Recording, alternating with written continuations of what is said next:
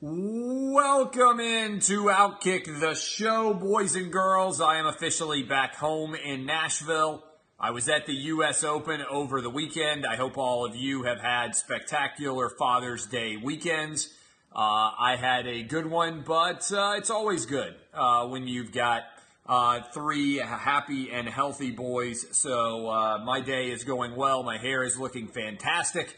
I am, like I said, back home. Let me tell you right off the jump here, we got a lot to get to. The controversy surrounding Phil Mickelson's putt, we will break that down. Landon Donovan decides that he's going to sell everything that matters about his brand and endorse Mexico. Kawhi Leonard has demanded that he be traded. Paulina Gretzky is a different kind of dumb, even dumber than J.R. Smith, and the World Cup is officially underway. I know that England is playing right now and currently managed to be tied with Tunisia. I am rooting for England in this World Cup. Let's dive right in. Much to get to. Thank you for hanging out with me. I want to tell you right off the jump, if you're gambling on the World Cup is underway right now. You need to go to sportsbookreview.com. And why wouldn't you be gambling on the World Cup? Go to sportsbookreview.com. And you will get the best possible deal anywhere. Look at the numbers, survey them, and make sure that you get the best gambling odds for whichever side you want to bet at sportsbookreview.com. Also, my guy Ryan Kelly, I just came back from a charity golf tournament put on by 104.5 The Zone for FightDMD.com. They are fighting Duchenne muscular dystrophy. And my guy Ryan Kelly was there. And we were hanging out at a golf hole. We were saying hi to everybody as they came by. And so I appreciate all the people who came by who were playing in that tournament, raising money. Go donate money if you can to Duchenne muscular dystrophy. Props to Ryan Kelly and the Home Loan Expert crew for being able to come into town and help out there at Nashville. And also, for all of you across the country, if you need a new mortgage, you should definitely call them up because they will get you hooked up. They can get you pre-qualified in as little as a day. It's an unbelievable situation. If you are out shopping for a home, you need to be pre-qualified. And also, if you have credit card debt, they can make sure that you are covered in all respects and that they can wipe out all of your credit card debt. And you will be well on your way with a brand new mortgage. I'm telling you right now, they can wipe out every bit of credit card debt. Make sure you do it at thehomeloanexpert.com. All right, I am going to dive into this. I hope a lot of you enjoyed all of our spectacular Outkick the Coverage t-shirts. A lot of you were tweeting me on Father's Day. You got them. And it was awesome. Lots of fun to talk about. All right, I've been in New York for the past several days. I was up at the tournament in the U.S. Open, so I want to start here. Phil Mickelson did nothing wrong, and if you are upset about what Phil Mickelson did on hole 13 on Saturday, I got to tell you right now, you have absolutely no life at all. What he did, I have done 1,000 times on the golf course over my career. Either me or a buddy blasts a putt past the hole, stop it with the foot, stop it with the putter, let it stop right there. If the guy was in the mix to win the U.S. Open, I would understand. People would say, oh my God, what is he thinking? What is he doing here? He was like 20 strokes back. He had absolutely no hope to win the U.S. Open. This, to me, is a total non-story. Everybody reacted like Phil Mickelson pulled his dick out and did a helicopter on the green while pointing in the direction of a hot chick in the gallery. The dude hit a moving golf ball that was otherwise going to roll off the side of the green. I don't get this at all. I don't understand why people care. I don't understand how this became a huge story. I think that the reality is Phil Mickelson had seen this rule and he felt like he could exploit it. And so as a result, he made the decision to go chase after his ball because he didn't want to go back down the side of the green and have to bring it back up. And as a result, this is why. Look, I love to golf. I like to go play golf. I don't get to do it as often as I could. But the stultifying, old, fuddy-duddy loser golfer out there who is upset about this needs to get a life. The reason why your sport is in massive decline, in golf in general, is because people don't have the time to go play 4-hour rounds of golf. I haven't heard anybody else really talk about this, but it used to be who played golf. People with money. Do you know what people with money do now? They work all the time. It used to be if you were a banker or you were a lawyer or you were an investment banker or you were a doctor, you got the benefit of your job in that you didn't have to work very much. I'm telling you, I never have lived in that era. But it used to be that if you had an elite job, you worked less. Now, the more elite your job is, the more you work. Okay? The truth of the matter is this: we have flip-flopped. The average guy out there who's working a normal job has a 9-to-5. The person out there who has got an elite job that you go to school with for years is working much harder. Infinitely harder than the person who has a normal job. Now, theoretically, you get paid for it, but where do people who are golfing typically come from? People with extra money. I've got extra money. I live a couple of miles from a golf course. I'm a member there. I have no time to go play. I've played once this summer. One time have I played golf this summer. Old school person in my profession, sports writer, sports radio host. Those guys were on the golf course all the time. I'm the exact opposite. I was on a golf course today to help raise money for a charity, and I didn't even play golf.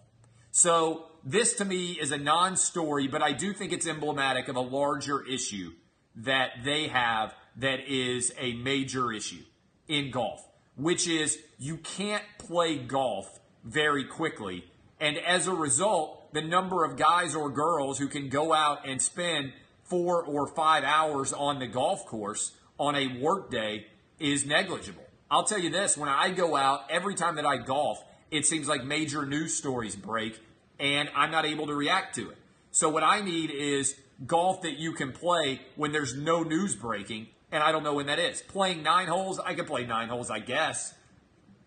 But even that takes a long time. I still have to take time out of the middle part of my day that I otherwise would be able to be working, and I work too much. I work too many hours to be able to do that. So that's the truth. If you're upset by the Mickelson putt controversy, you are a huge loser and you need to get a life. I will accept no other argument. All right, here's the truth. Having said all of that, I think this Landon Donovan story is way underplayed.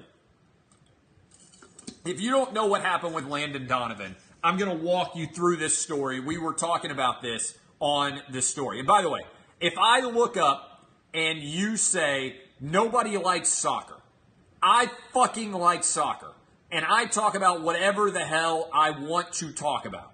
So if I happen to look over and I think to myself, is that person commenting like a pussy? Commenting like a pussy is saying, nobody cares about soccer. Bye, dude. When literally the entire world cares about soccer. Do you know what the share of Icelandic people that was watching that game was yesterday? 99.6% of all the televisions in the country. Do you know that when Mexico scored their goal against Germany, they created an earthquake on the seismograph in the country? So when you say no one cares about soccer, you are basically identifying yourself as a gigantic loser because the whole world cares about soccer. Now, do less people care about soccer than care about American football in our country? Yes. Do I care less about soccer than I do American football? Yes. Do I like to watch soccer? Yes. Do I enjoy the World Cup? Yes. If you do not, then go spend your time hanging out with a bunch of your Neanderthal buddies who sit around and say, oh, soccer sucks. Soccer sucks. You still think soccer sucks? That's like a 20-year-old joke. And you're a fucking loser if you make it. Some people like soccer. Some people don't. If you don't like something, then don't watch it. It's not complicated. I don't like the WNBA. Do I come on the show every day and talk about how much the WNBA sucks? No. Get a fucking life, loser. So this story pissed me off. And I think also it's everything that I hate about media in general. All right. Have you paid attention to this story? You might not have. It didn't get as much attention as I thought it should. Landon Donovan decided to take money from a bank in order to say that he was a fan of the Mexican national team. Now, the Mexican national team is known for several things. Throwing feces during, the fans are. Throwing feces during our national anthem, throwing urine on the players, chanting that they were fans of Osama bin Laden in the wake of 9/11 when we went to play in Stadium Azteca. All of those things. Mexican soccer fans, when the U.S. is involved, behave like assholes. That's fine, all right? I respect a good rivalry where one side genuinely detests the other side, all right? Landon Donovan went on Twitter and said, the tournament is here, USA fans, our team may not be in Russia, but our neighbors to the south are, so join me and their proud sponsor to cheer on our other team. He also held up a scarf that said, my other team is Mexico. Now, many of the U.S. men's soccer team members did not take kindly to Landon Donovan, a former captain of the U.S. men's soccer team, suddenly endorsing the biggest rival that U.S. soccer has, all right? The way that I would convey this if you don't care about soccer is, would it make you feel a little bit queasy to your stomach if Tom Brady, before Ohio State started a playoff game, held up a jersey that said, my other team is Ohio State. I encourage you, even though I'm a Michigan man, to choose to cheer for the Buckeyes. I think all of you out there just cringe a little bit. If you are an Army or a Navy guy, would it make you a little bit sick to have Army or Navy endorse the other team? If you are an Alabama fan, how would you feel if one of your top people out there made the decision that they were going to be out there, like Charles Barkley suddenly showed up and encouraged everybody out there to decide to root for Alabama? Again, that's effectively the decision that they are making. That is totally crappy. Somebody says, not if they're getting paid for it. I think it's even worse if they are getting paid for it, because you know they don't mean it. They are selling out their soul as a member of the sports community for what? A couple of $100,000? I would not do it. And neither would many of Landon Donovan's teammates, to their credit. They ripped him. I'd rather cut off my toe than root for Mexico. And I'm on the outside on this one. But how could I root for our rival? I imagine any American players rooting. I can't imagine how they would feel if I rooted for Mexico. I'm old school. Kyle Martino said, can't tell you how disappointing it is to have made personal and financial sacrifices to try and hold our federation accountable, only to see former U.S. men's team members profit off the result of that poor governance by asking U.S. fans to support our rivals in the tournament we failed to reach. And then this continues. Landon Donovan did have the audacity to go totally PC bro. When Carlos Bocanegra tweeted, really, Landon Donovan went super PC bro and responded, and let me find the Landon Donovan response, because this was even more ridiculous, that Landon Donovan would respond this way. He said, well, maybe he's deleted the tweet. Maybe he's deleted the tweet because I don't see it right now. Landon Donovan called out Carlos Bocanegra and said, your dad is Mexican. How dare you not support Mexico in this game? Hey, you can like Mexico as a country. You can even hope good things happen to Mexico as a country. But they are our hated soccer rival. To me, this is indefensible. This is Landon Donovan selling all of the people who supported him when he was a U.S. men's team member just completely out and going with whatever money they would provide. It is such a ridiculous decision. I'm not giving any props to the company that made the decision to do this either. I'm not even mentioning them, because this is also an example where they should not make the decision. The company should be smart enough not to do this. This is a ridiculous decision by Landon Donovan. I'm fired up about it. And if you're not fired up about it, it probably means you don't understand rivalries at all. You don't support a team who boos during your own national anthem. You don't support a team who throws feces and urine on you. And you certainly don't support a team that cheers an Osama bin Laden pro-chant in the wake of 9/11. I'm a guy who understands how advertising works. I would never, ever endorse something that was a hated rival of mine simply for money. You'll never see me do it. I do have standards, even though sometimes they shock people. And if I were in Landon Donovan's position, this would be a non-starter from the moment I was asked. So this makes me dislike Landon Donovan. The way that he responded in PC Bromani style to being challenged by other members of the U.S. soccer team, it literally makes me feel sick to my stomach. And it looks like a couple of these have vanished in terms of the tweets that were in this story earlier today. Oh, here it is. Sorry. Here it is. Landon Donovan went all PC Bromani on Carlos Bocanegra and said, "You grew up in Southern California and owe much of your soccer skill to playing with Mexicans. Your father is of Mexican descent. Look around our country. Are you happy with how we are treating Mexicans? Open your mind. Stand for something and remember where you came from." That was Landon Donovan responding to a U.S. men's soccer team member who called him out. Then, to his credit, Herculez Gomez came roaring in like Hercules himself and said, "Hey, bitch." He didn't actually say that, but that was the tone.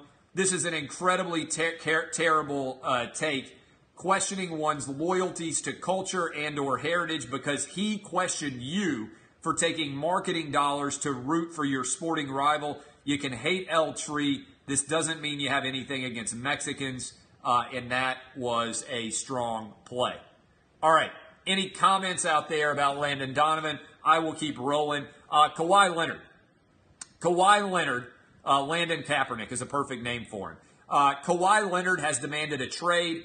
He is favored right now to go to the LA Lakers. I do not believe that there is any way imaginable that Kawhi Leonard is going to get traded to the Lakers because I don't understand why the Spurs would allow this to actually take place. Why would you allow one of the best 15 players in the NBA to go to inside of your conference? If you're going to trade him, I would trade him to another team, maybe the Celtics, maybe the 76ers, maybe the Cavs if they could put together an argument for why LeBron James could stay there. He doesn't have all the power. He has 1 year left on his contract. They can make him play for the Spurs for another year, and then they can let him go wherever they want. I don't think that he has all the power at all, and you have to draw the line somewhere. The Spurs are in a good shape because they've actually won a lot of championships over the years. They don't have to chase a player and allow them to dominate. So that is the truth. That is the breakdown in that situation. What exactly ends up happening, I don't know. I don't think that it matters as long as the Warriors maintain their talent. I don't think there's a team that can be put together that's going to be able to beat them. And plus, why would you guarantee Kawhi Leonard massive dollar figures when you're not even sure how healthy he is? Something weird is going on with Kawhi Leonard's health. I'm not going to guarantee him $40 million a year or $35 million a year for that amount of money when you don't know what's going on with his health status. Why did he quit on the Spurs? Why has he refused to actually make the decision to play?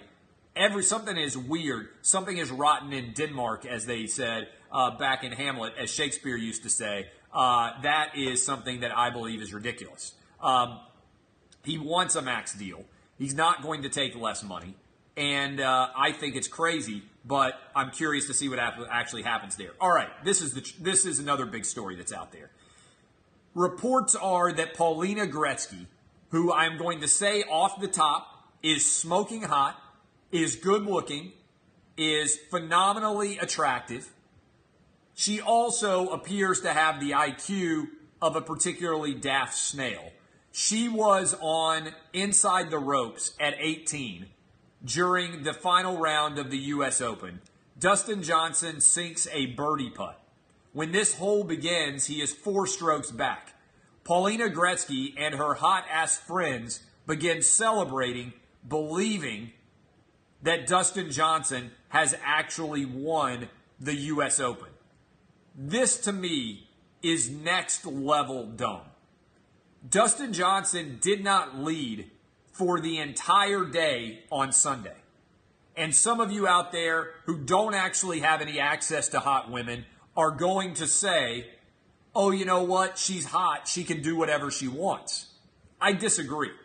On the flowchart of desirability, Dustin Johnson is more attractive than Paulina Gretzky is. Let me explain. He is the greatest golfer in the world. He has a line of smoking hot chicks that he could sleep with and or date. The idea that some of you have that a pro athlete and has one hot girl, and if he doesn't have that one hot girl, he's going to be dating Rosie O'Donnell, is laughable to me. This dude, Dustin Johnson, is good looking. He's a multi-millionaire. He is able to, in theory, date anybody he wants in the world. There are a lot fewer Dustin Johnsons than there are Paulina Gretzky's, okay? Dustin Johnson is the catch in this relationship. So I understand hot girl privilege. I understand that it exists. I am a fan of good-looking women. But the woman has to prove that she is not an absolute imbecile in order for me to spend any kind of significant resources on her at all. And Paulina Gretzky and her two dingbat friends celebrating after Dustin Johnson made a birdie putt on 18 because they believed he had won the U.S. Open is next level stupid. How dumb is it? I think it's actually dumber than what J.R. Smith did. Now, some people out there are like, J.R. Smith's a pro athlete, he's on the basketball court. But the score in the basketball game was going back and forth a lot. I'm not defending J.R. Smith. I think he was an idiot for not knowing the situation at the end of game one. But Paulina Gretzky is with a man who has not led for 5 hours. He hasn't been in the lead all game long. If your team did not lead for the entire second half and the game ended and you cheered because you thought they had won, you would be next level stupid. Okay? To me, this is a no-brainer, literally. I'm not sure that Paulina Gretzky has a brain at all, nor do her friends. First of all, Dustin Johnson is 4 strokes back on the 18th hole. Even if you haven't been paying attention at all, I was at the U.S. Open. I can tell you that people were walking around with the sign to tell you the score. The only thing I can think is that she's so dumb, and I think this might have happened. I think she is so dumb that she saw that Dustin Johnson was +4 on the sign, and she thought he was up 4 strokes. That's the only possibility I can think of for how she could be this imbecilic when it came to actually making a decision, because she thought +4 was better than even. And I'm telling you, sometimes I said this on the show this morning. I put on my lawyer hat every now and then to explain complex legal issues. Sometimes I think it's important to turn your brain off and recognize what dumb people think, okay? To recognize what dumb people think, sometimes you have to turn your brain off. And one reason that I've had the success that I've had is I can talk to smart people on a really high level of intellect, but I can also talk in a understandable enough fashion to dumb people such that they can understand the arguments that I am making. And I think there is a chance that she saw that scoreboard and saw Dustin Johnson +4 and thought that they were in the lead. Now, some of you are out there like, oh, she was drinking, she was drunk. I have been very drunk many times in my life, on the Lord's honor. I have been insanely drunk while the sun is still in the sky. I have been so drunk many times while the sun is still in the sky. I have even attended some sporting events while in that status. Do you know how many times I've ever been at a sporting event when the sporting event ended and not known who won the game? Zero. There has never been a point in time where I've had so much alcohol that when a game ended, I thought to myself, wait a minute, who won this game? I got to tell you, Paulina Gretzky not being able to, keep in mind, her husband never had the lead. He never had the lead from the entire day on Sunday. So unlike J.R. Smith, where the teams went back and forth with who had the lead down the stretch in game one, she had no idea what the score was, and the score hadn't changed in 5 hours. There was no point in time where her husband, if like suddenly they had a huge hurricane hit, and they had to stop play, and they had to award the championship wherever they were in the space of that game, pretend that happened. There was at no point in time where her husband would have been the victor. So this was, to me, next level dumb. Like just off the charts level dumb, even worse than J.R. Smith level dumb. And some people are saying, oh, you're being mean to Paulina Gretzky. I disagree. I believe, and I have long believed, that if you are so dumb, if you are so insanely dumb that you are not aware of things like this, the only way your stupidity can be eliminated is if you are able to be called dumb. So some people are out there like, oh, you should be nice. Oh, you shouldn't call people out for being dumb. I disagree. I think when you are so stupid that other people around you are aware of your stupidity, and when you are rich and theoretically have access to education. In other words, it's not like Paulina Gretzky grew up poor in some sub-Saharan village or some Indian backwater and never had access to schooling. This is a girl who was rich her entire life, who probably attended very high-level private schools and has yet been incapable of even being able to keep the barest level of intelligence on her ability to actually tell who's winning. Moreover, I actually feel a little bit sorry for Dustin Johnson here. Because yes, Paulina Gretzky is very hot, and I'm sure he has a great time interacting with her hotness. But on some level, if you are attempting to attain the highest level of your profession, wouldn't you want your wife to, or fiance or wherever she is, your baby mama, to actually be aware of what you're attempting to do? Like, I've said this before. If I were a pro golfer, I'm not a guy who needs to be constantly fluffed. I'm not a guy who needs to be surrounded by talent telling me how amazing I am. But I got to tell you this. If I were playing to win the U.S. Open, I would like for my wife to be there. I would like, maybe this is crazy, I would like for her to actually know the score of the golf tournament. And I would like for my agent to be there and potentially for my parents to be there.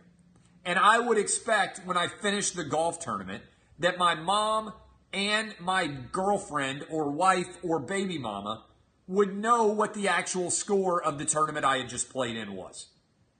I'm telling you right now, this does not seem like a ridiculous standard to hold Paulina Gretzky to. And yet she was still unable to reach it. Doesn't say, you guys out there, you don't know good-looking women. This actually bothers me. I know hot girl privilege exists, and if you are like a mechanic and you work at a crappy mechanic's job and you make $34,000 a year and you have a smoking hot wife who's insanely dumb, that's a trade-off, all right? You traded like functional intelligence for smoking hotness. And I understand you might be willing to make that trade. But if you are a successful man like Dustin Johnson, you shouldn't have to make trade-offs. Like, my wife is hot. She's also really smart. I met her in law school. I would not have dated somebody or certainly married or mixed my genes with a stupid person because I'd be like, I don't want to have stupid kids. Dustin Johnson should be able to get the absolute apex level mate. Like, the reason why, by and large, men attain high levels of success is so they can attract the best possible mate. There are tons of Paulina Gretzkys out there. There are lots of really pretty Instagram models that I'm sure would love for Dustin Johnson to slide into their DMs and then slide into them later that night.